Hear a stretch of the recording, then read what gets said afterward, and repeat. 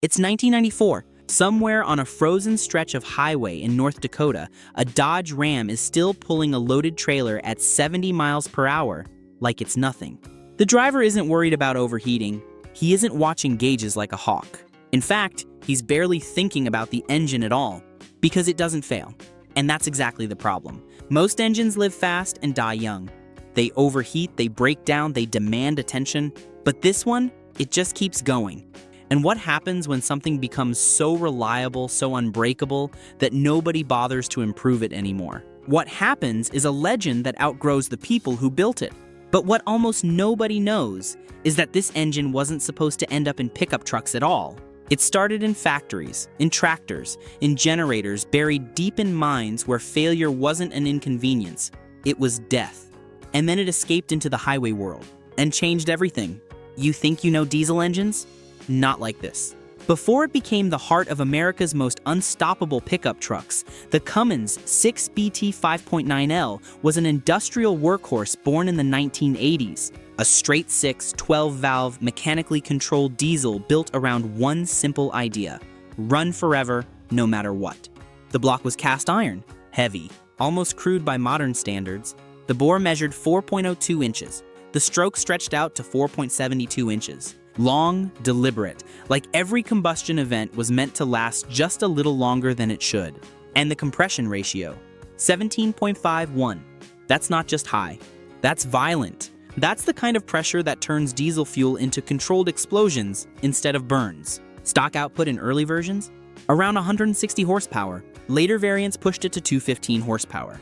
Torque sat between 400 and 440 pound-feet, depending on configuration. Nothing spectacular on paper, but numbers don't tell the story.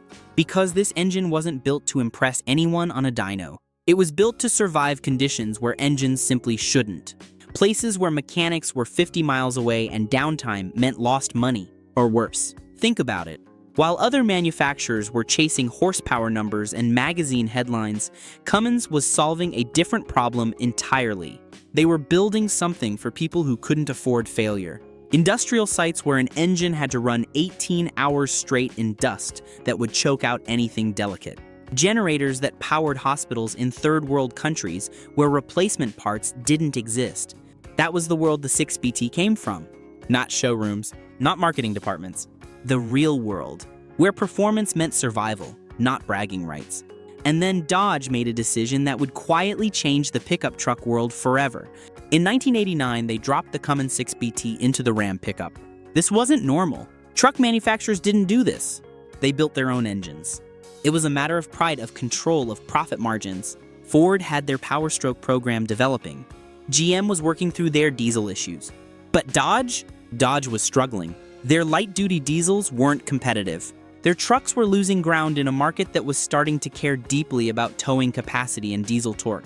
So they did something desperate. They went outside, they called Cummins and essentially said, "We need your toughest engine, the one that doesn't quit." At the time, Ford was dominating the diesel market with their IDI engines. GM had its own diesel struggles, still recovering from the disaster of their poorly converted gasoline engines from the early 1980s. But Dodge brought in something completely different, a medium-duty truck engine inside a pickup chassis. People didn't understand it at first. It rattled at idle. It shook the cab. It didn't rev like a gasoline V8. It didn't feel refined. Automotive journalists complained about the noise. They said it felt like driving a tractor. Some called it unrefined, outdated even. But when you put it under load, something strange happened. It didn't slow down. A truck that should have struggled up a grade just pulled through it like it was empty. Trailers that would make other diesels downshift and hunt for power, the Cummins just dug in and pulled. No drama, no complaint. One early test driver reportedly said, "It doesn't feel fast. It feels inevitable." And that's where the trouble began, because engines like this don't create customers. They create expectations, dangerous expectations, the kind of expectations that make people believe a truck should last forever. That maintenance should be minimal, that you should be able to pass a truck down to your son, and he should be able to use it just as hard as you did. And Cummins engineers knew something most buyers didn't. Inside that simple-looking block was an oiling system designed with almost paranoid precision. Full-pressure lubrication to every critical component. A forged steel crankshaft that weighed more than some entire modern engines. Gear-driven camshaft. No timing belt to snap. No fragile overhead complexity. No plastic components waiting to fail at 100,000 miles. Just raw mechanical honesty. The kind of engineering that came from decades of industrial experience, not focus groups. But there was a catch. It wasn't designed for abuse at high RPM. It was designed for endurance at steady load. Around 2200 RPM was its comfort zone.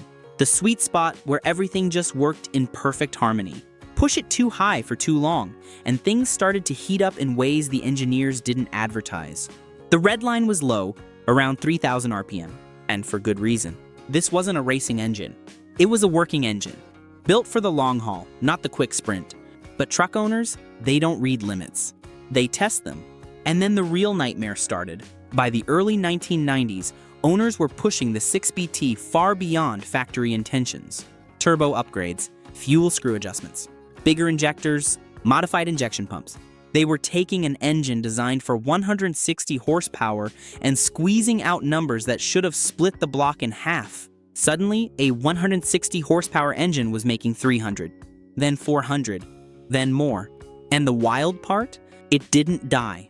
The engine just absorbed it, like it was built with a safety margin so absurd that even the engineers didn't fully understand how much abuse it could take. Stories started circulating. A farmer in Iowa running 500 horsepower through a stock bottom end. A logging truck in Oregon that hadn't had the engine apart in 15 years. A delivery truck in Montana with over 800,000 miles on the original injectors. And they all just kept running. A mechanic in Texas once pulled apart a 6BT with over 600,000 miles on it. The truck had spent its entire life hauling cattle trailers across the Southwest. Heavy loads, brutal heat, dust that would kill most engines in a season. He reportedly said the bearings looked used, not destroyed. I've seen gasoline engines die in 60,000 miles with worse damage. This thing looked like it could go another 500,000. But there was something even more shocking happening. The engine wasn't just surviving abuse. It was normalizing it. It was changing what people believed was possible. Before the 6BT, a diesel truck with 200,000 miles was considered high mileage. Risky, something you'd avoid unless the price was dirt cheap. But Cummins owners? They barely blinked at 200,000 miles. That was just broken in. The engine was just getting comfortable. Truck forums started filling with stories. One owner claimed 1,000,000 miles on a single bottom-end rebuild. Another said his truck had outlived 3 transmissions, 2 frames, and 1 marriage. And still started every morning like nothing happened. That last part wasn't a joke, by the way. The transmissions really couldn't handle it. Dodge's automatics behind the Cummins were failing long before the engine even thought about quitting. The frames would crack from the constant torque and heavy loads. But the engine just kept pulling. But what makes an engine too reliable? The answer came from the industry itself. Because when something never breaks, people stop buying replacements, and manufacturers start getting nervous. Think about the business model. Automakers don't just profit from selling you a truck.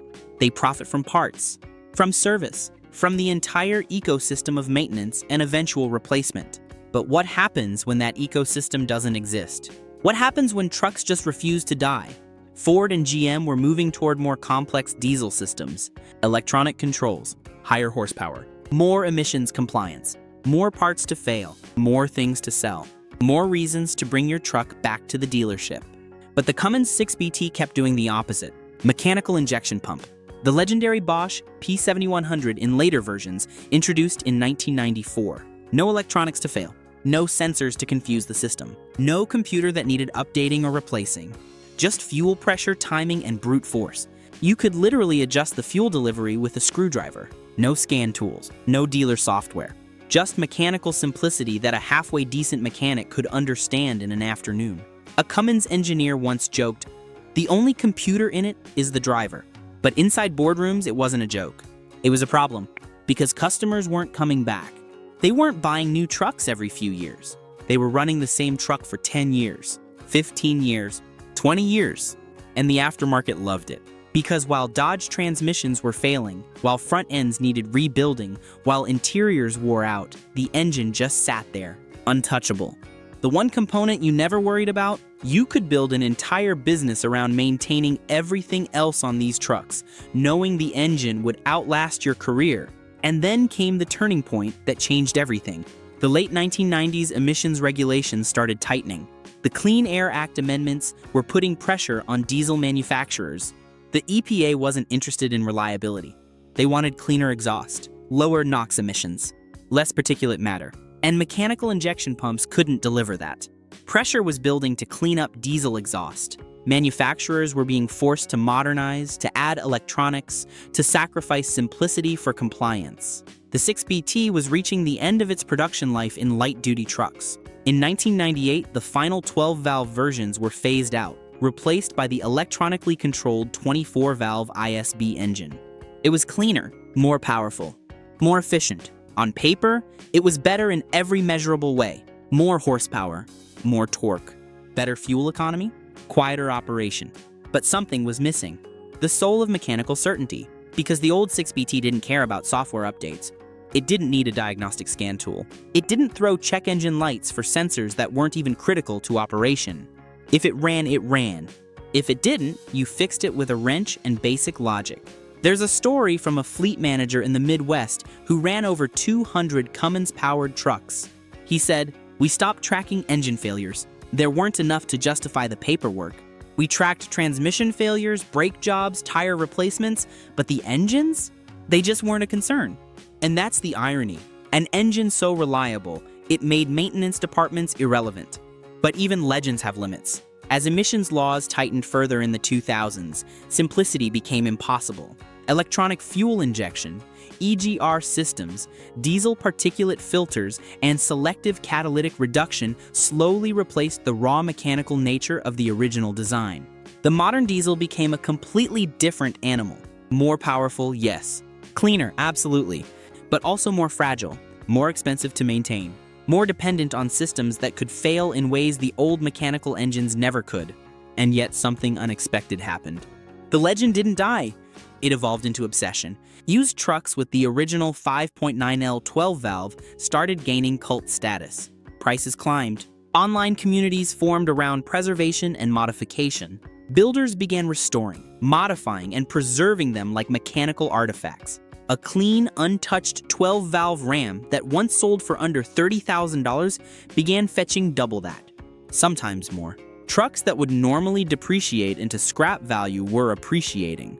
People were buying them as investments, as project platforms, as the last gasp of true mechanical diesel simplicity. Because people realized something important. Reliability like that doesn't happen by accident.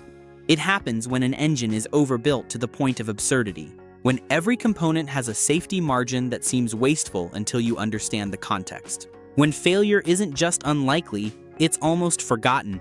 And today, decades later, you still hear it in the distance. A diesel clatter at idle. That distinctive Cummins sound that's more felt than heard. A slow, steady pull up a hill. No drama, no hesitation. Just torque doing what torque does best. 1 million-mile truck at a time. Walk through any truck stop in America, and you'll still see them. Faded paint. Rust on the fenders, interiors held together with duct tape and determination. But the engine still fires on the first crank, still pulls like the day it left the factory, still makes a mockery of the idea that anything mechanical has to wear out. So how do you build an engine too reliable for its own good? You don't try to make it perfect. You make it simple enough to survive anything, and strong enough that nobody thinks it will ever stop. That's what the Cummins 6BT was.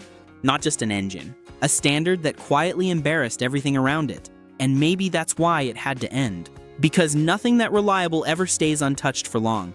Progress demands complexity. Regulations demand electronics. The market demands newer, faster, cleaner.